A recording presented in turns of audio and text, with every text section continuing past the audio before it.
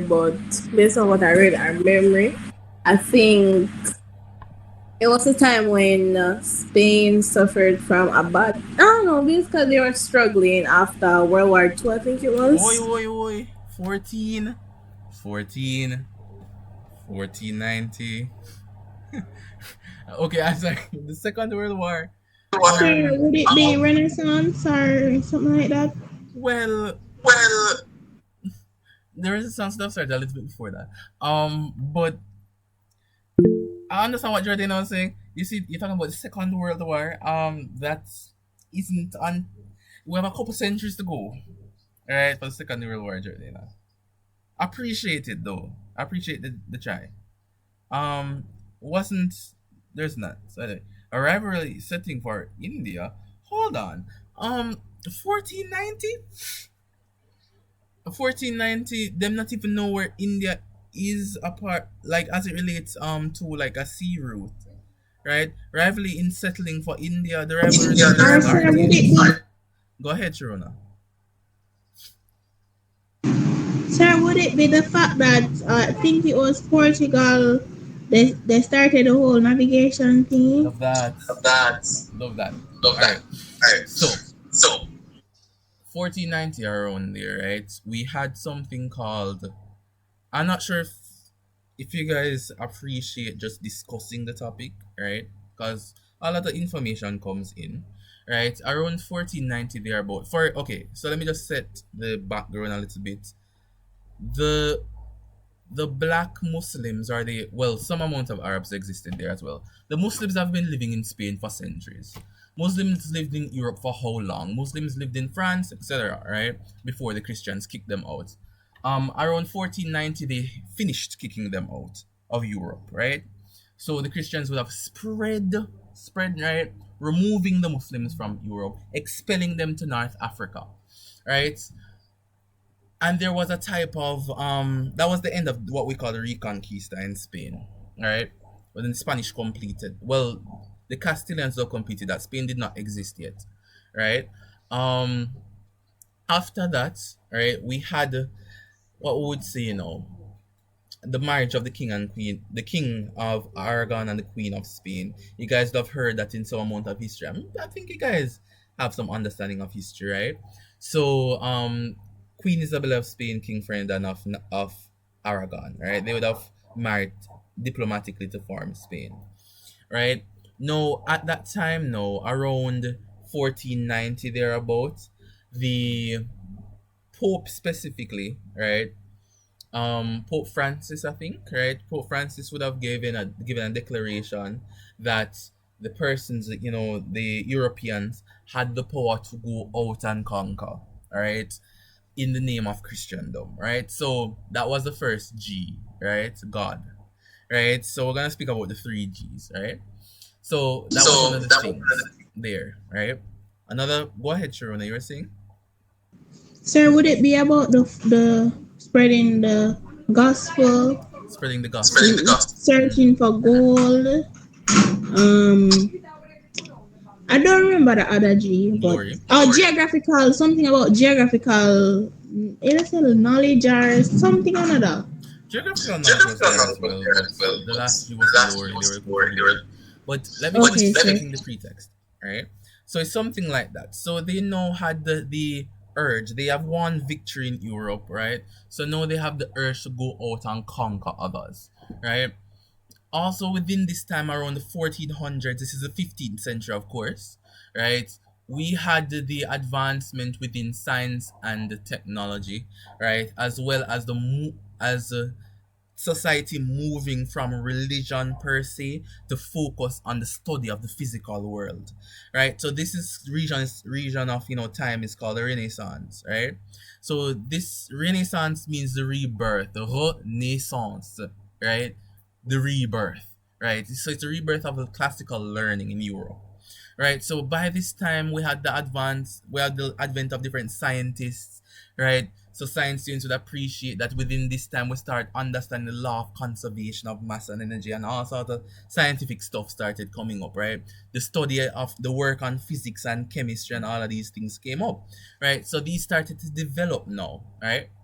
Now the part that specifically speaks to history in this context would be navigation, would be geography, right? So we had the advent of large ships, right? So before they had small ships like triremes and those type of small ships, right? That couldn't really go far different distances, right? But now we had the construction of larger ships with sails, right? Like called caravels, right? We have larger ships like, called barges. So they are the large ships that had multiple sails, right? That could actually travel farther distances. So we have the advent of larger ships, right? So as I'm speaking, these are points that could be noted down, right? So we have the advent of that. We have the creation of different types of navigation instruments, such as the sextant, the astrolabe, right? And not yet the compass, but somewhat the compass. The compass was invented in China, by the way, but somewhat the compass, right, in Europe, right? And we had a lot of improvement on navigation. Now, Portugal was the first set of people, European people, to actually navigate within that area, right? Easter people would have known that the Vikings would have been the first.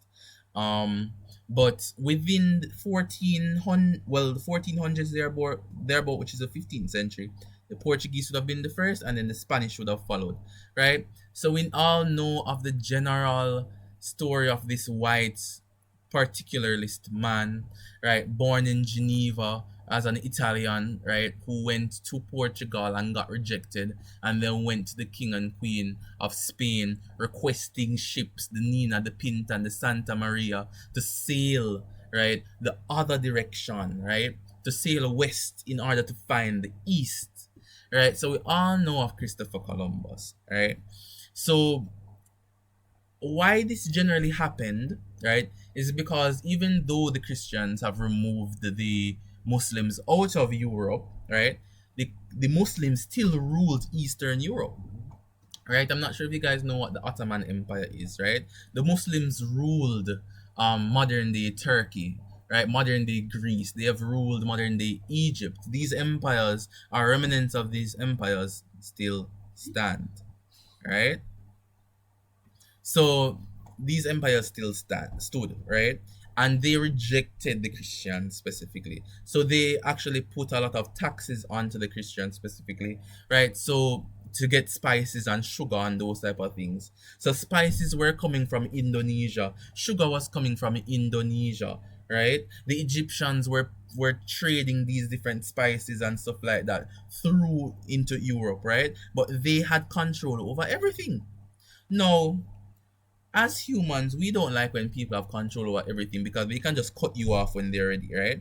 So what they were trying to do is find another route, right? Because they used to travel on horseback, they used to travel on land, right, into Russia and over and try to go into India, right? That was really really long. It took months. So they were now trying to find a sea route, an oceanic route to the Indies, to the East Indies. No, West Indies not exist yet, right? We're talking about the Europeans. That not exist, right? The East Indies specifically, because these were called the Indies because there were Indians living there, and it was in the East. That was the only reason why they called it the East Indies, right? So we have that there specifically, right? And Christopher Columbus, along with other navigators, would have instigated, the idea of sailing west to find the east, right? So a lot of persons would have thought that, the Europeans thought that the world was flat, etc., etc. That is simply not true. But yet again, the CAPE syllabus probably requires you to say something like that. But I don't like teaching foolishness, right? So it was highly unlikely that they truly believed that the earth was flat. But let's say that it was common knowledge in somewhat that the earth was flat, right? So they thought that they would fall off, right? Or so people teach. That they thought that the world would fall off, right? History students would have noted that Christopher Columbus would have heard from the Africans that the earth is indeed not flat. Because the Africans knew this. But the Europeans had some notion that they would fall off of the earth and all sorts of stuff, right? But the Queen and King of Spain would have allowed Christopher Columbus, right, to set sail in 1492 from the port of Sevilla in Spain, right? So he set off with 3 ships. His flagship is the Santa Maria, and then he also had 2 other smaller ships, the Nina and the Pinta, right? And they were actually filled with prisoners and some other persons who were unemployed, etc. Because why would you put important people on a ship that you think was going to fall off the face of the earth? That doesn't make sense. So he basically got a bunch of lay people to travel with him, right? So they set a sail across the globe. So let me actually visualize that. Let me bring you guys to Google Earth again. So let's see where they're coming from, all right, and what they're trying to achieve, all right? So I think if you visualize it a little bit better, some persons will understand a little bit better, other than me just speaking, right? Even though the recording will be there. It's better to just get it now, because I know that recording's kind of tough to listen to. All right. So for this, right? So just looking at this would be Europe, right? As I said, Spain is right here, Portugal is right here as well, right? Within Eastern Europe here, right? Within what we would call Anatolia, etc., right? Muslim empires, Muslim caliphates would have existed over here, right? Blocking the route to India. So what would say is that, let me get my mouse, right? So generally in this, let me plug in my mouse actually, because I'm here clicking, clicking away, and the mouse is not plugged in. All right. So Muslim caliphates would have existed along this general line, right? Blocking the Europeans from India, all right? So blocking the Europeans from India. So if you look at it, India is here. So you'd have to travel all across all of this land in order to get to India. And what they were trying to do is find an oceanic route, right? So Christopher Columbus set from this port in Spain, so they're in Spain, and traveled via the trade winds, right? So he traveled within this area. Let me just use this to show, I guess, a point of traveling, right? Within the northern hemisphere, we have different types of trade winds that bring you in a different direction, right? Across this direction. So he would have traveled across the coast of West Africa here. Let me zoom out, right? The coast of West Africa, right? And be blown in by trade winds, right? So blown in by trade winds towards the Caribbean, right? And the first islands or the first inhabitants that he would have discovered would be within the Bahamas, right? So the first island that he would have seen would be in the Bahamas, right? And there he met some Tainos, right? And he saw pineapples and all sorts of exotic things that he has never seen before in his life. Imagine, you think that the world would just cut off and you would fall off the face of the earth, and as you look, there's land and people you've never seen before, right? Naturally, they were completely amazed, right? And they would have thought that they have reached India, so they proclaimed these people Indians and brought them back to Spain, right? Now, that is the most noted historical blunder that I've ever seen, right? They're not Indians because this is not India, right? So that would be the first landing that he would have seen, right? And that would actually cause a multitude or a myriad of different issues, right? And the decline of the indigenous people started in 1492, right? When the Europeans would have entered the Caribbean, right? And this is now speaking about the migrations of Europeans specifically, all right? Any issues?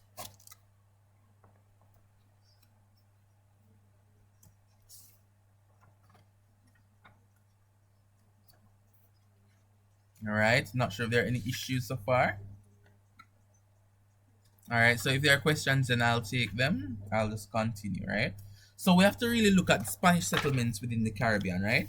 So the Spanish would be the first European that would have entered the Caribbean, right? In fervor, right? They would have been the first to enter the Caribbean and look at these islands and these people, right? Now, one of the most notable things that we would note specifically, right, that the incursion of the Europeans in this region resulted in massive demographic disaster.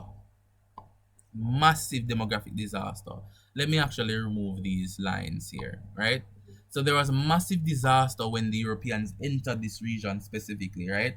Whenever the native people were contacted by Europeans, the native people dwindled or were removed from existence, right?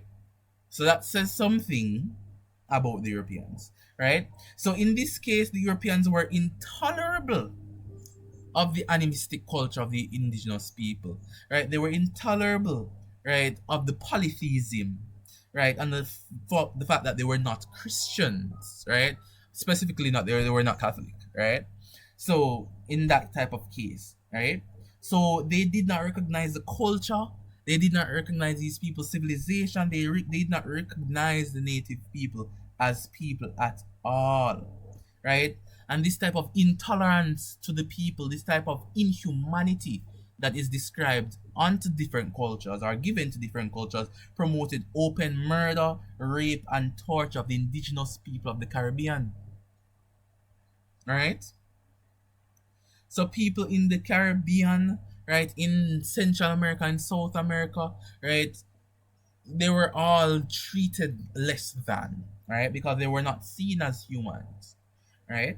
That's one thing that we could see there, right?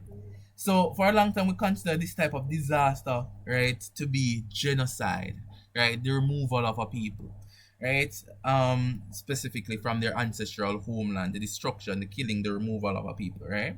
So we have that specifically there, right? So basically, what the Europeans wanted to do with this area now depended on three different things, right? So the Spaniards came to the Caribbean and the Peru and Mexico, right, and actually tried to conquer and colonize these areas because of the three G's, which is the gold, the glory, and the gospel, right? Gold because the Caribbean was rich with a lot of minerals, right, that they could have used, a lot of natural resources that they could have used, right? Gospel because they thought that these people were just animals and you could not be seen as human unless you were Christian or baptized, right? Specifically, right? And glory because if you actually discover that land, right, and set up your own territory, you would have a lot of fame back home in Europe, right? So these three things were the main things that caused the incursion of the Spaniards upon the indigenous people, right? So another thing that made their encounter with indigenous people very much terrible is because many of the persons brought to the Caribbean within this time were battle-hardened soldiers. They were actually involved in the Spanish wars of the against the Muslims. They were involved in civil wars and stuff like that. They actually sent soldiers right there, and they were formed in units that we call the conquistadors, right? So they were sent to these regions in order to help to subdue the people and to capture and to colonize these regions, right? So hopefully everybody following so far.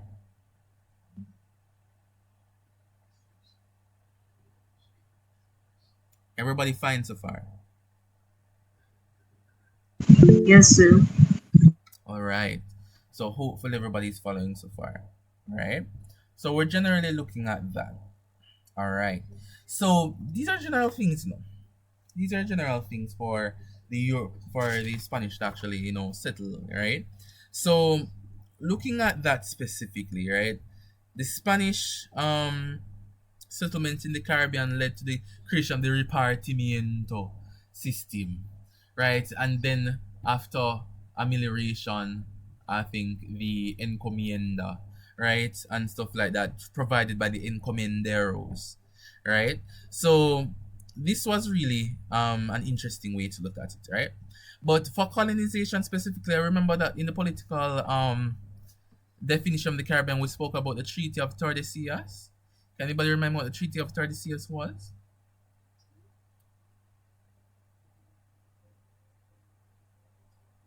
What was the Treaty of Tordesillas? Go ahead, Sasha.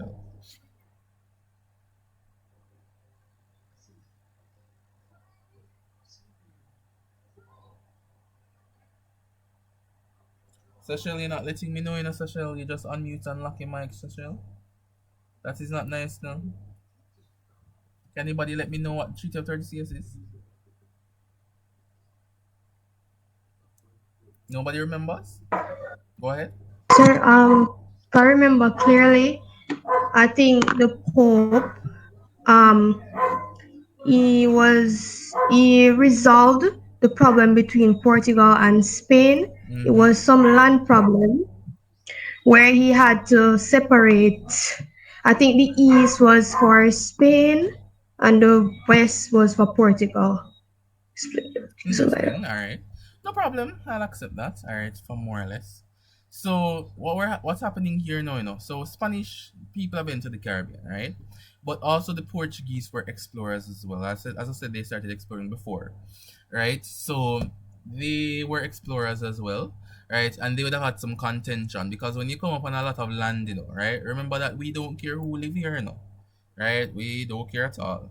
So the only people who exist is actually we, right? The Spanish and the Portuguese. So they were saying, all this free land, quote unquote free land. Just imagine that, people just come and stop on the land, and they're like, oh my gosh, look at all this gold sitting here in these houses that were definitely not built by people, right? Maybe we can actually claim it, right? So they were basically just there dividing up the land, right? And they actually had conflicts between each other. They were rivals, right? And I think it was Pope Alexander Borgia, right, who actually brokered the peace between the Spanish and the Portuguese in the Treaty of Tordesillas, right? And as she was saying there, the Treaty of Tordesillas it represents a long line across the globe, right? Let me spin the globe a little bit. A long line across the globe that stated a specific line, right? So all lands to the west, actually, of this line belonged to the King and Queen of Spain and all her, well, that's basically all her holdings, right? So the King and Queen of Spain and all their descendants. Everything west of the line belonged to the King and Queen of Spain and all their descendants, right? And everything to the east of the line belonged to the King of Portugal and all his descendants, right? So this is the western region. Well, sorry, this is the western region. This is the eastern region of the line. All right. Let me see if there are any questions. I think I heard a notification. Let me check the chat. Right? Not there either. Well, I mean, the thing is, when you're looking at history, you have to understand from their perspective at that time. They were not people, so that's what they did, or they weren't perceived as people, so that's what they did. All right. So they divide up like that. Right, so that is what we have there. The Treaty of Tordesillas was really, really important, right? It was one of the most important things there, right? And I think it is about 1456 thereabout this happened, all right? So if I can remember all my dates perfectly, all right? So we had that there specifically, right? Now, after that, we have, the repartimiento, encomienda. What was happening to the indigenous people at this time? Anybody tell me? What did the Europeans come and do to the indigenous people and why? Let me know. Sir, Go ahead. if I'm not mistaken, they came and enslaved them, and basically they were not getting the right treatment, so either they committed suicide or they were killed by the Europeans. Hold on. Right, I understand what you're saying, Sharona. You're completely right, Don't jump the gun, we're not looking at their responses yet, Just tell me, what did the Europeans do to them? Go ahead. Oh, sorry, they enslaved them. Okay. So what did that entail, though? You're writing essays in a big 30 mark and 20 mark essay, let me know. Make a paragraph sound nice. What are the three supporting points? Go ahead. Sir, it would be as you were saying, the encomienda system, where they would get lessons about about Christianity, what it is, and for them working, I think, is it something like that? Okay, for them working. So what was the work? What they did? It was farming, I I mean, think, they did and farming. Go ahead. and tending to the animals. Tending to the animals. This is one thing, Sir, sir, and somebody wrote in the chat gold mine, but Lovely. say It's a part of it in Sharona, right? So somebody did indeed write in the chat that they totally exhausted gold mines, right? So within the Caribbean, they came and saw a good amount of gold. It wasn't a lot of gold because in Argentina, because the reason why they call it Argentina is because argent is the actual word for silver. Argentina is filled with silver. Mexico is filled with gold, right? So eventually they will leave the Caribbean and actually mine in those places. But before they discovered all these places rich with minerals, they actually mined and exhausted the mineral capacity of the Caribbean islands, right? Especially within Hispaniola, Cuba, and Jamaica, right? They would have mined, right? Use the indigenous people to go and mine, and at the end of the day, each indigenous person would actually have to bring a quota of gold back to the Spanish encomendero, which is a person that is overseeing the encomienda. So an encomienda is like a section of the colony, right? That is overlooked by an encomendero, right? And his soldiers and his men, right? And then the persons would have to go and mine and all of these things and bring back their quota. If the quota wasn't met, what happened to these people? What do you guys remember happened to the indigenous people? Go ahead. they were killed. They were killed or? Probably starved or. Okay, that was one. Alright, so they were. Okay, no, this is a part of the enslavement system, right? So we're saying once they're put in that type of thing and forced to work, right? They weren't being paid, of course. They were only being paid with the word of God himself, right? Imagine that you go to work every single day and you're being paid by the gospel, right? So they're being paid by the gospel, right? But what's happening here, is that they're going to mine, they're going to do all of these things, and once they bring back enough quota, then they can go home or whatever, right? But if they did not bring enough gold, right, they were starved, they were beaten unto death, right? Their hands were cut off, his legs were cut off, right? All sorts of places, right? So they were treated like animals. Remember, they weren't seen as people, right? They weren't seen as people. So they were treated in such harsh conditions that the people, the Taino did not get used to, right? They were not used to this, right? Yes, they were being used to being raided by the Kalinagos, but this was worse. We could argue that the Europeans were way more warlike, way more dangerous than the Kalinago, right? They completely exterminated the people, right? Well, not completely, but they exterminated a large portion of the people, right? Because they simply could not manage the work, right? So if you did not bring back your quota of gold, you were beaten, you were maimed, right? Parts of your body would be cut off. That's what maiming means in this type of instance. You were starved, etc. Right? Another that was a part of the encomienda system. You had to work, right? And you're getting paid with the gospel, right? Another thing that they would do, the encomenderos or Spanish soldiers, right? Spanish, right? Would actually play games, right?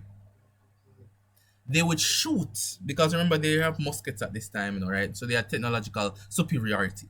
So they would shoot at the feet of the enslaved indigenous people, right, and force them to dance, right? That is something that they will actually force the Africans to do as well, right?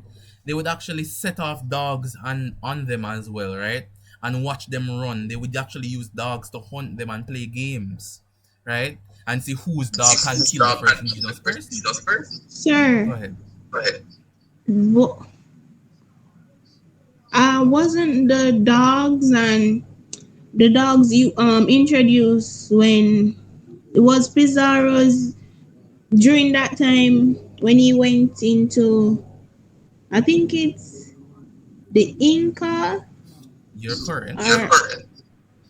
So yeah, I thought it was introduced before because I only learned that it was the dogs Mm-hmm. specifically were used to hunt down the indigenous people that would be the Inca Mm-hmm. during that time, but I didn't know it was used during Columbus. Okay, Like, so so, yeah, all right, I understand. So no, it's not in Columbus this time we're looking at. No, we're just looking at general Spanish settlements and stuff like that. So this would be after Columbus. We're talking about the establishment of the encomienda system and those type of things. No, right?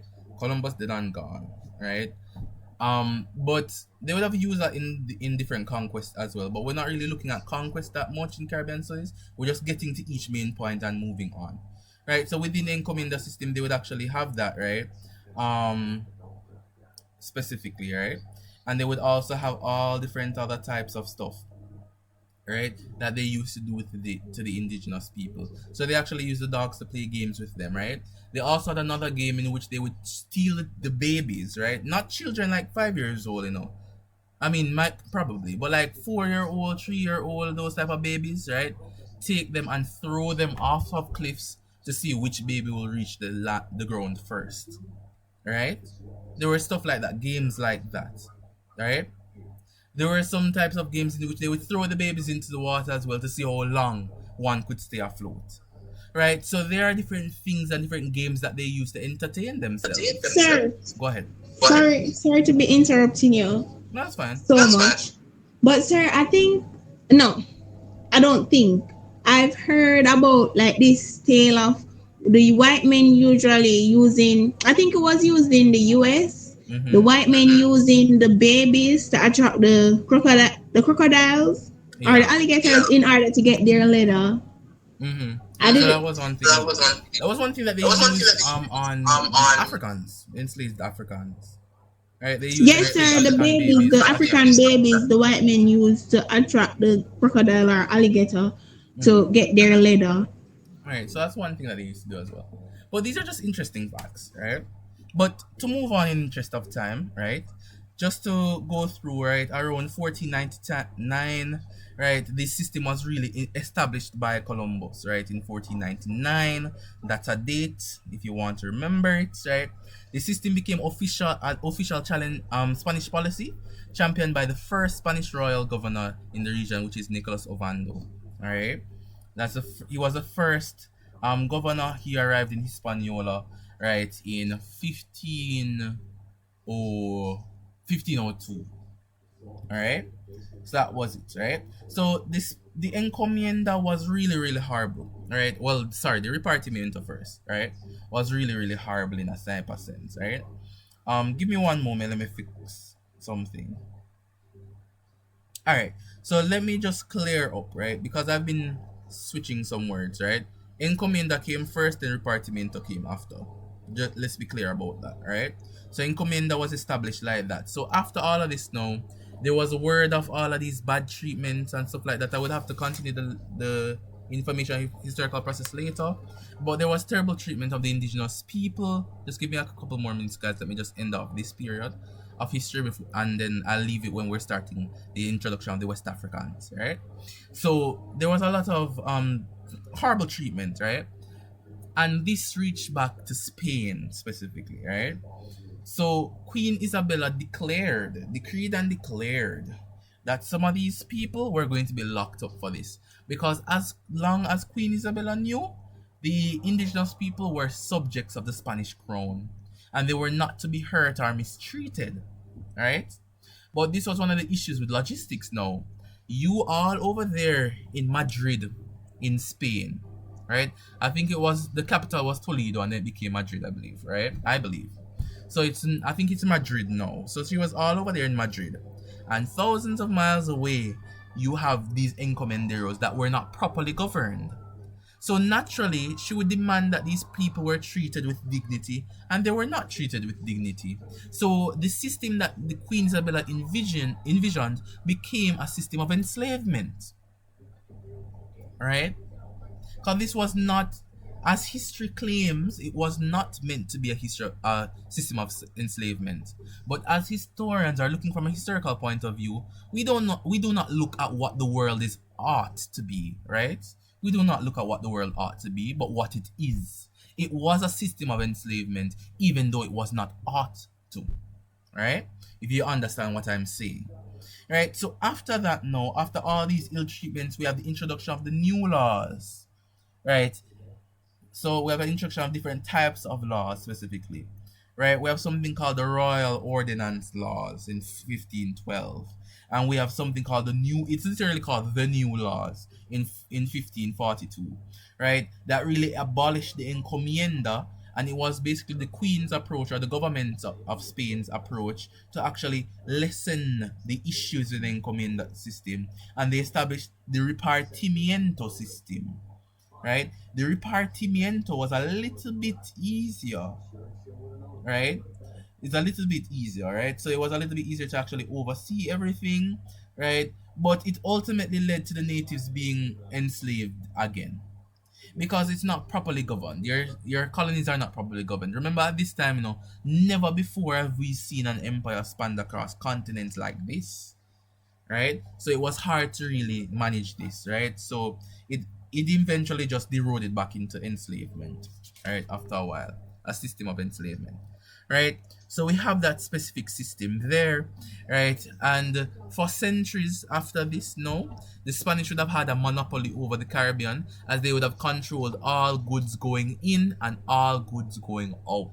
A Spanish monopoly in the Caribbean, right, in the 1500s. Right? After a while, we would have the British and the Spanish. The British and the French will come to break the Spanish monopoly in the late stages of the 1500s. All right? But just note, within less than 100 years after the Inquisition of the Spanish, right, the creation of the encomienda and the repartimiento system, the indigenous people in the indigenous population of the Caribbean decreased around 90%. Everybody was dying, right? They retaliated in non-insurrectionary forms like infanticide. Mothers would tend to kill their newborn children as a way of in solidarity, in a type of way, to make sure that the child would not have to bear the living situation, right? Some mothers would actually